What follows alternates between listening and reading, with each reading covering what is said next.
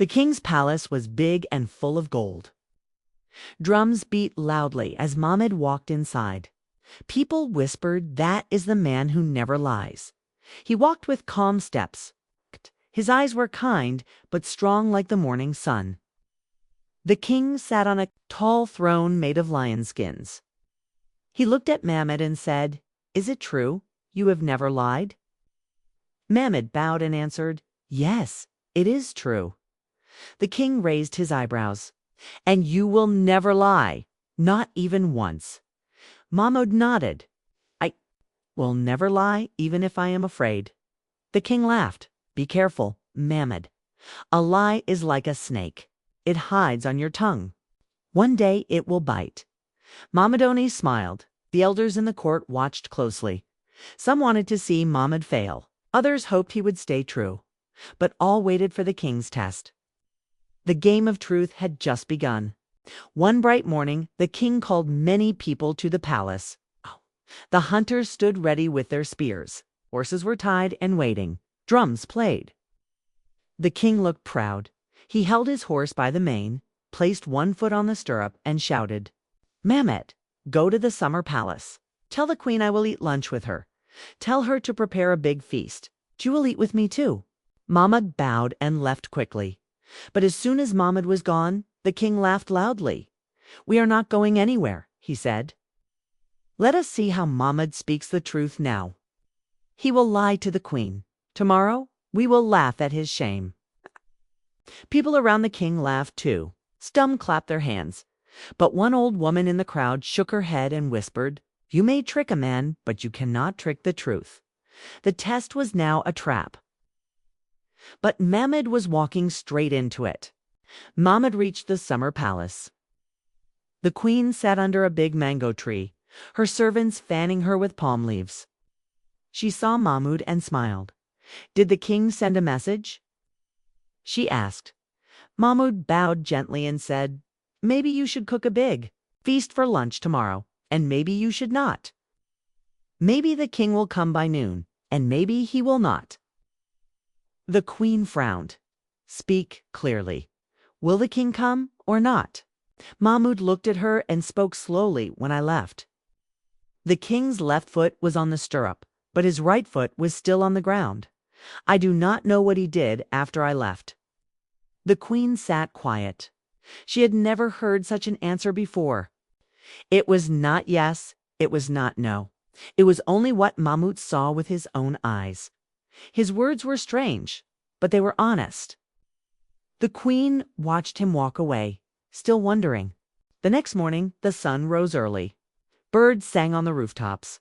The queen sat waiting under the mango tree. The food was ready: roasted goat, sweet plantains, and palm wine. People whispered, "Will the king come? Did Mahmud lie?" Soon.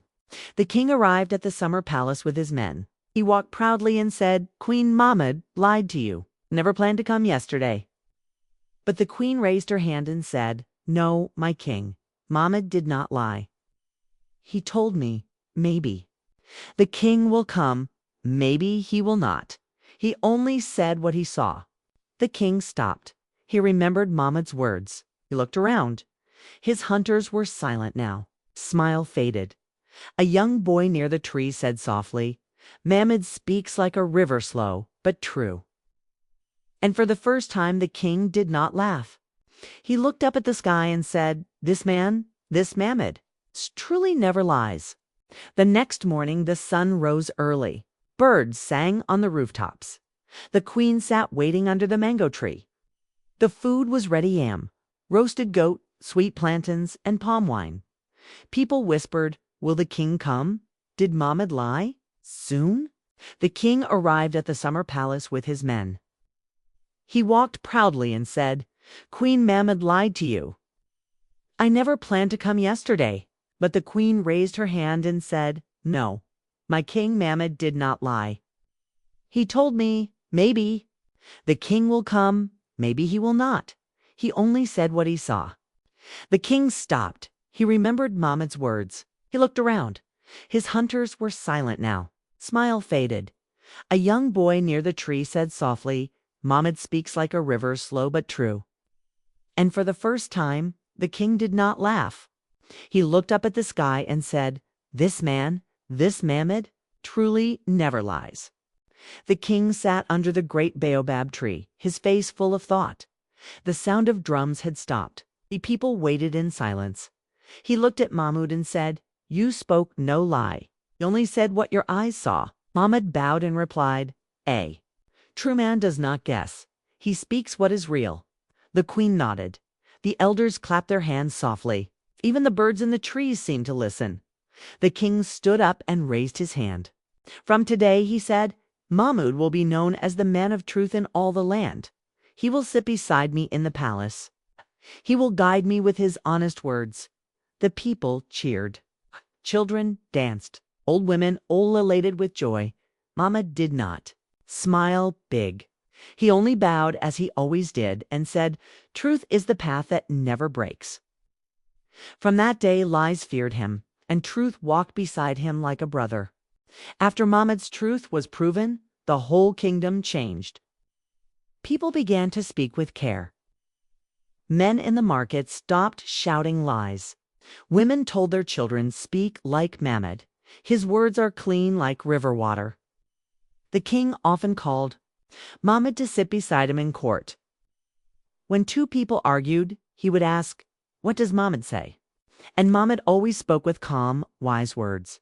Even the chiefs from faraway villages came to see him. Some brought gifts, goats, yams, and carved drums not for his power, but for his honesty.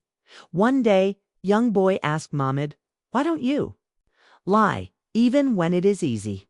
Mahmud smiled and said, "A lie is like fire in dry grass. It burns fast, but leaves only ash. Truth grows like a tree, slow but strong." From that day, the children of the land began to tell stories of Mahmud, the truthful. His name became a lesson in every home. Mahmud grew old, but his truth never grew weak. His hair turned white like cotton, and his steps became slow. Still, people came from far and near to hear him speak.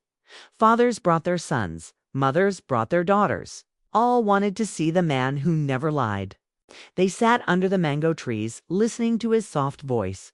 One day, a rich man asked him, "Mahmud, how did you live so long with peace in your heart?" He answered, "Truth is peace. Lies bring fear. I sleep well because my words carry no poison." The king built a small house near the palace for Mahmud. It was not big, but it was filled with love and respect. Every child in the kingdom grew up hearing his story. Even after Mahmud left the earth, the people remembered him. They said, "This was the man who never lied. Truth still walks among us." And so Mahmud's name lived longer than kings. Many seasons passed. Reigns came and went. New kings rose. But the story of Mahmud, the man who never lied, lived on in every village. Elders told the story beside evening fires. Children listened with wide eyes. When someone told a lie, people would say, "Speak like Mahmud." His tongue never bent. In schools, his name was written in big letters. In homes, parents reminded their children, "Truth is like a shield. It protects you even when you are weak." Though Mahmud's body was no longer on earth, his truth walked like a spirit in the wind. His story taught the land that truth is not always easy, but it is always right. The wise still say, "Gold can shine, but truth shines longer." This is the journey of Mahmud, the man who never lied. He was not a warrior, but his words won battles. He was not a king, but his truth ruled hearts. And that is the power of honesty.